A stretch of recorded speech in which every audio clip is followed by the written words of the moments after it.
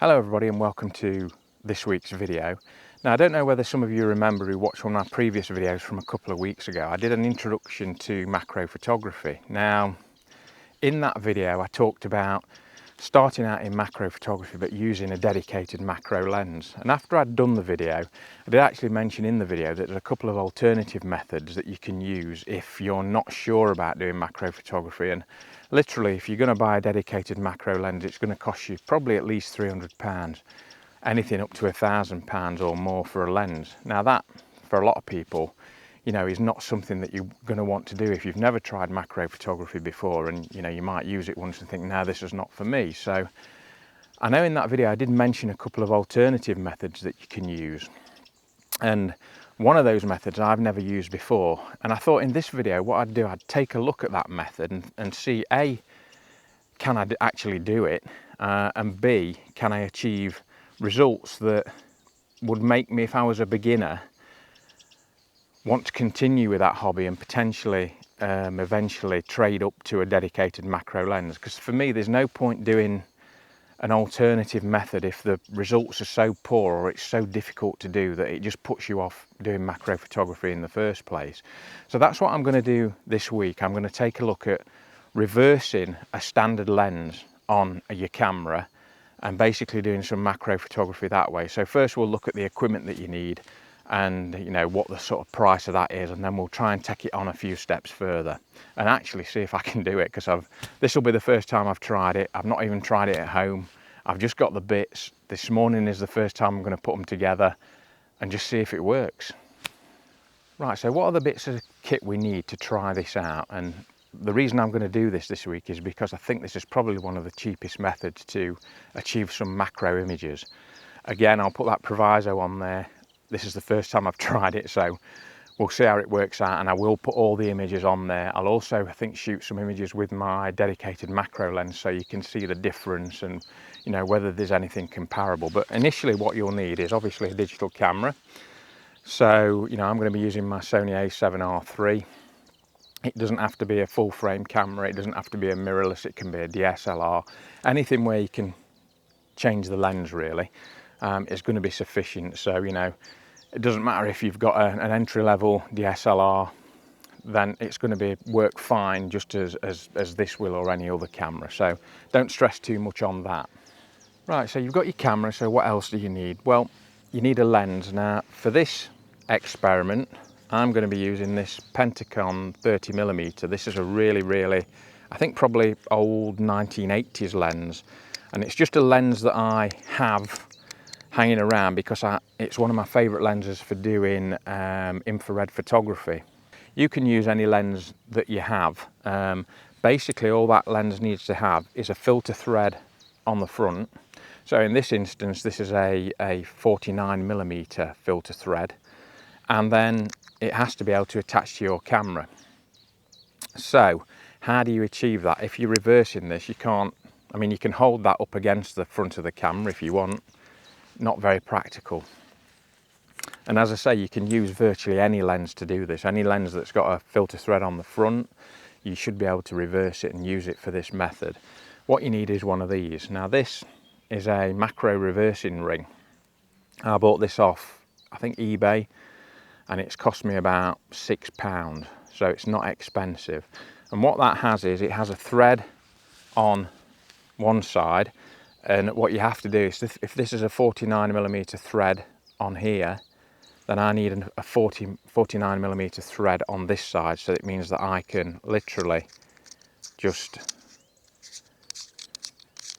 screw that onto the front like I would a filter. But what it's got on the back, it has the mount for your camera. So if you're shooting Canon, what you want is, I would need a 49mm on that side to link up like a filter on the front of the lens, and I would want a Canon mount on this side. In this instance, because I'm shooting Sony, I've got a Sony E-mount thread on that side, which means that I can make that straight up to the camera, which is what I'm going to do now. So you basically just line, there's a red dot on here, and I'll line that up with my white dot on my camera, and you'll hear that click into place. And there we have it, a reversed lens. And that is all there is to it. So now, one of the reasons I like this lens is because, I don't know whether you can see, it has an aperture ring actually on the lens. One of the things you might find with more modern lenses is they may only be able to change the aperture when it's attached to the camera the right way round. So what you may have to do is put your lens on your camera the normal way round, get the aperture you want, take the lens off and then reverse it. I think that should work. Some other lenses, what they'll have is on this bit here, remember this is the opposite way round, they'll have a little lever that moves the aperture. And what you can do with that is just use a bit of blue tack or tape just to put it in the position you want and lock it there. As you can see, I can change this, I don't know whether you can see on there, with the ring on the lens. So again, that's why I like this lens. It means I can do it without having to make any other adjustments that are a little bit more fiddly. It's all there. I can do it dead easy. Right, so that's the lens I'm going to use, and we'll see if it works. As I say, as regards kit, I mean, if you wanted to, the ring itself, you get that for under a tenner, so probably about £6 or £7. The lens, if you wanted to get a lens like this, you're talking under 30 quid, and you can pick one up off eBay. And just try it out if you've not got a lens, you know, that you think is going to be a little bit more fiddly or whatever. It's a more modern lens. Yeah, this just works a treat. Right, let's get to it. Well, I think I've got my first shot there. I can't tell you how pleased I am. I've come to a place where I do a lot of photography, and I do a lot of sort of mammal photography around here, and it's literally not far from where I did my recent barn owl video. But what I was looking for today, we've got absolutely gorgeous weather because it's starting to get quite bright, but there's no direct sun, which is, if you've watched my other macro video, link up there, you'll know that that's really good weather for macro photography because you don't get the harsh shadows caused by the sun, but you do want plenty of light, and this is more or less ideal at the minute. But I wanted to be out the wind, and we have got a little bit of wind blowing today, so I've come to an area down in a bit of a dip where I've literally never walked through before. And this banking has got, so far I've seen 7 or 8 bee orchids, which are quite rare. I mean, I've never seen them here before. Literally at the minute I'm having to dodge bee orchids and cow muck because the cows are in here as well. That's where the farmer keeps his cows. It doesn't like they've been down here a lot, but yeah, it's amazing to get the opportunity to photograph these, and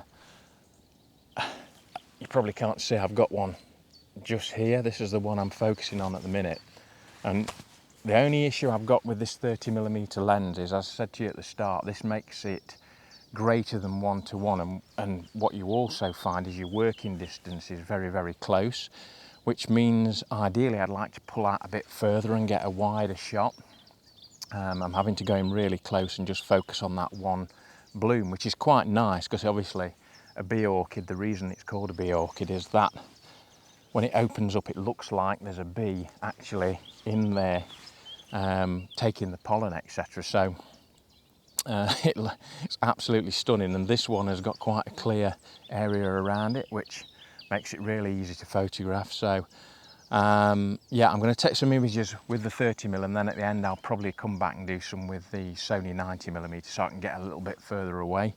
But yeah, what a fantastic start, and what a great find in an area that I've been coming to for years and never knew it was here. So here's the picture.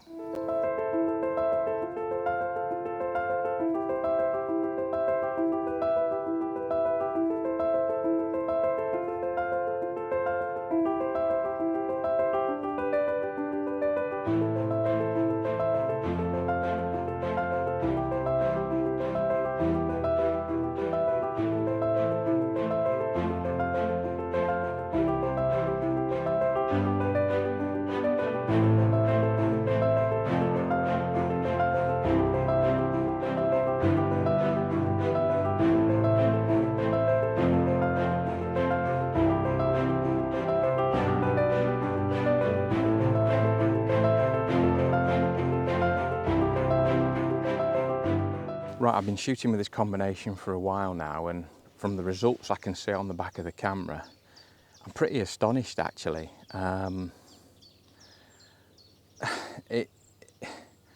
For something so simple and so cheap, I'm struggling to see how I'm getting what look to be really good images.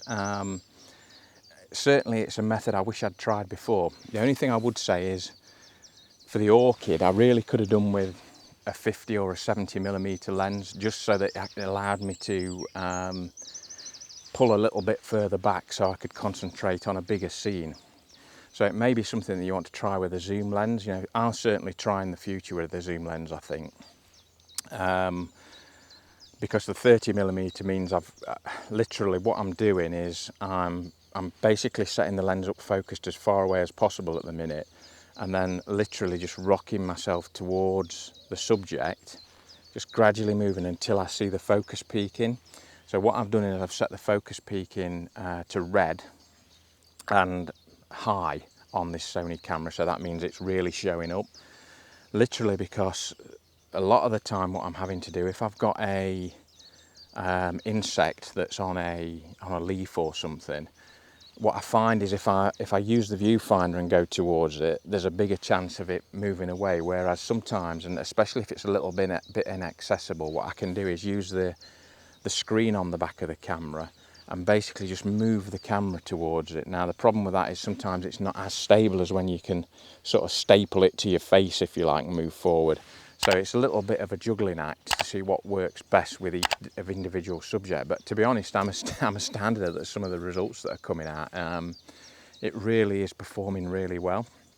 Hopefully you've seen that with the images that I've put up so far. I'm going to have another half an hour with this, and then I'm going to try something different. Now, if a lot of you have got a flash that you use for other things, you can actually use flash photography with macro, just so that you can really, I suppose, even the light out, and it gives you a more uniform way of shooting, if you like. So that's probably what I'm going to try in a little while. I have bought a diffuser as well, which again cost me about £8, I think, off Amazon. It isn't actually for this little tiny lens that I'm using, so it doesn't really fit particularly well. But what you can do as well is you can just use a white sheet of paper, anything, to diffuse it. And if you look online, you'll see loads and loads of diffusers that people have made themselves, taped together with cardboard and then bits of white sheet or whatever, or linen or anything, just to create that diffuser in front of the flash so you're not getting that really harsh light. But we'll look at that in a bit. I'm going to have another go, have another wander around on some other areas in this little section. But yeah, for so far, really pleased with the results that I'm getting.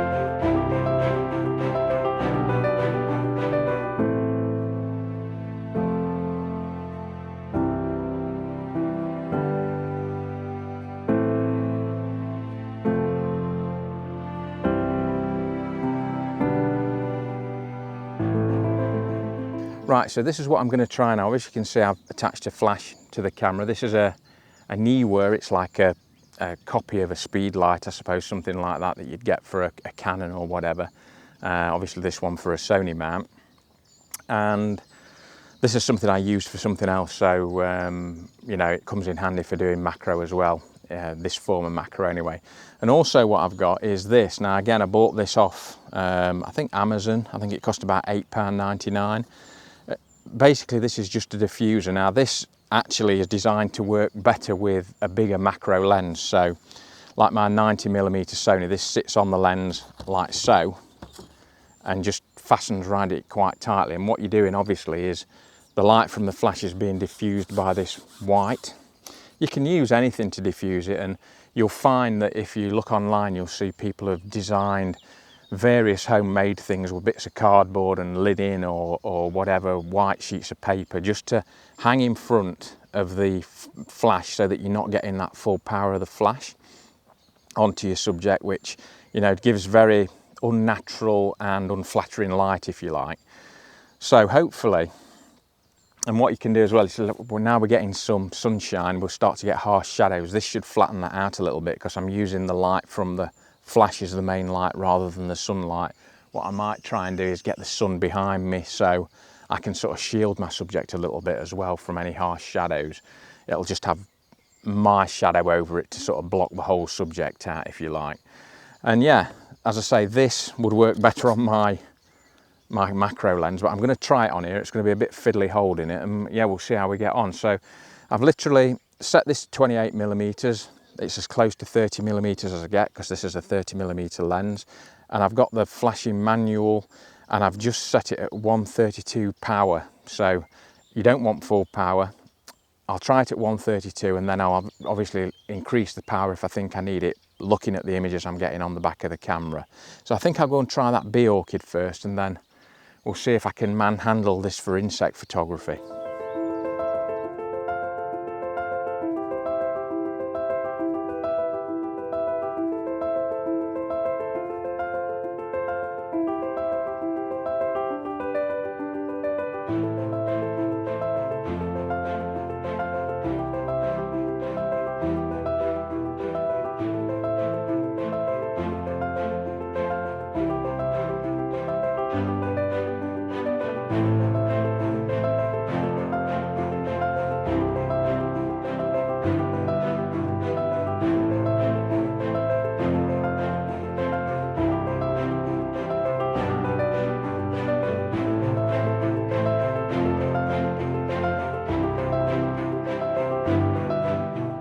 Right, as the sun's breaking through now, I'm going to call it a day.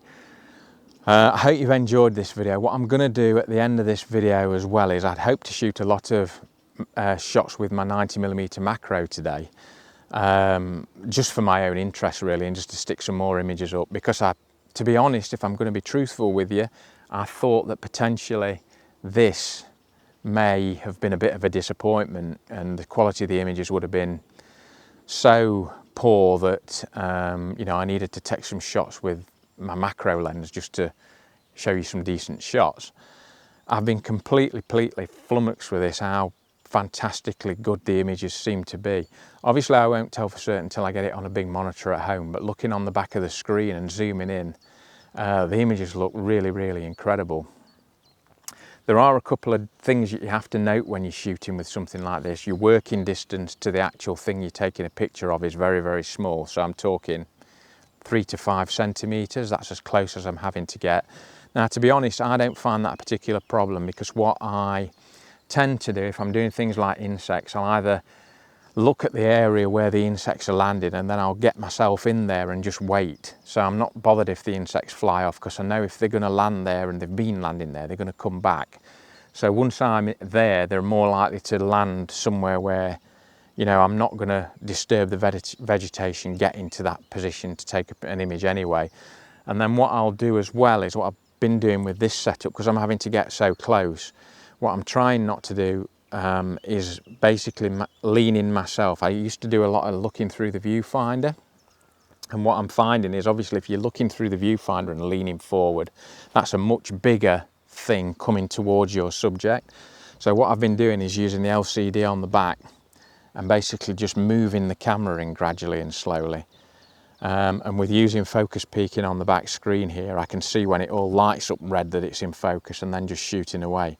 So absolutely fantastic. Hopefully you've got something out of this video, and as I say, you know, give it a try. Budget way of taking images, but from my experience with this, they're not budget images that are coming out of it. So yeah, it's been a real surprise. I hope you've enjoyed the video. As I say, give it a try. And if you do give it a try, think about joining the Scott Tilley Photography Facebook group. Just look that up. and just send me a request across to join. It's really a friendly group where people put all sorts of images on. There's no critiquing of images on there unless you ask for it, so people are just happy to look at nice images that people have taken. And if you take any images with this setup, stick them on there, and yeah, we'll have a look at them. Anyway, what I'm also going to do is at the end of this video, I'm going to stick a couple of images up of the same thing, hopefully. It might be a plant if I can't get something to stay in the same position to switch lenses. But what I want to do is take an image with the 90mm macro and take an image with this setup and then leave them blank with no details, and I want you to tell me which one you think's been shot with which. I was hoping there was going to be quite a difference, but I'm not sure now there will be, so that could be quite interesting. So stick in the comments below which you think was taken with which setup, and yeah, we'll see whether we've spent a lot of money on something. I mean, I'm joking with that. The 90mm macro is a fantastic lens. I think I've just been really surprised with how well this has done. So hopefully you will have the same experience when you give it a try. Anyway, give the video a thumbs up, subscribe if you haven't. I'll see you next week for another one. Bye.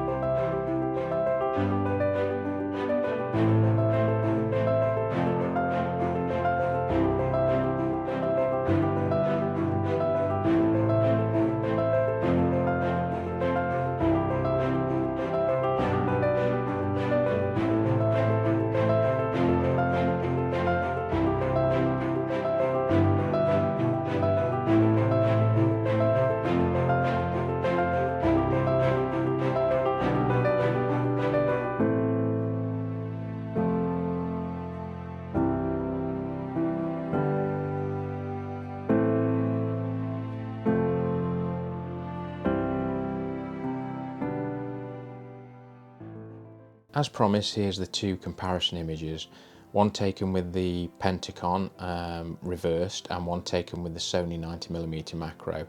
Now for me there's a clear winner and it's the Sony. However, what does that mean if you want to start out in macro photography? Well, I hope I've shown throughout this video that the quality of the images from that really cheap setup of, you know, under a tenner for a reversing ring, if you don't need to buy another lens, that's all you'll need. For me that is outstanding, and the quality of the images from that setup is fantastic, really only trumped by what I consider to be one of the best macro lenses around. So put your comments in the comment section below. Which do you prefer? Why do you prefer it? And I'll see you next week for another video.